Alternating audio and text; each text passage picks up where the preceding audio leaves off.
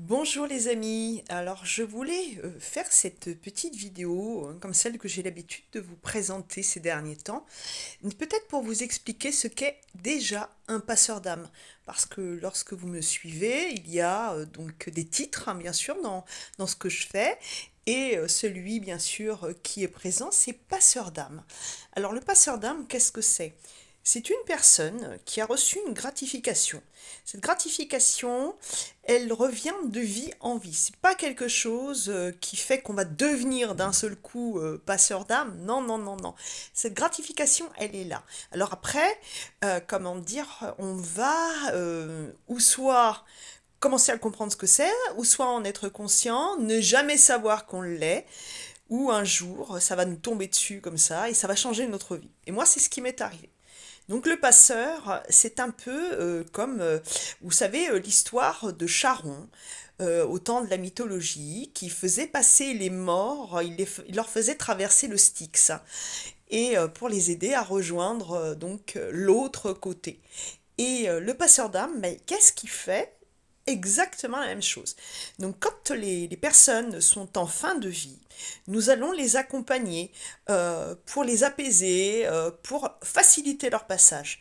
Mais également les morts, ceux donc de l'après-vie, la vie après la vie, qui restent en errance, qui sont tout autour de nous, qui sont parfois rattachés à nous de façon matérielle parce que ils n'ont pas réussi à monter, parce que trop d'amour pour nous, peur de nous laisser, mais aussi rattachés aux biens matériels, c'est-à-dire ce qu'ils ont possédé, la maison, des choses comme ça, donc qui font que ils vont graviter autour de nous. Et puis il y a ceux qui vont également se rendre, comment dire, possessifs d'un lieu qui va changer demain, qui va changer de propriétaire ou de locataire, et ils vont se faire, comment dire, assez pressants pour parfois nous obliger à partir. Donc voilà, et le travail donc d'un passeur d'âme consiste à les faire monter vers la lumière. Alors bien sûr, ceux qui sont OK pour monter vers la lumière.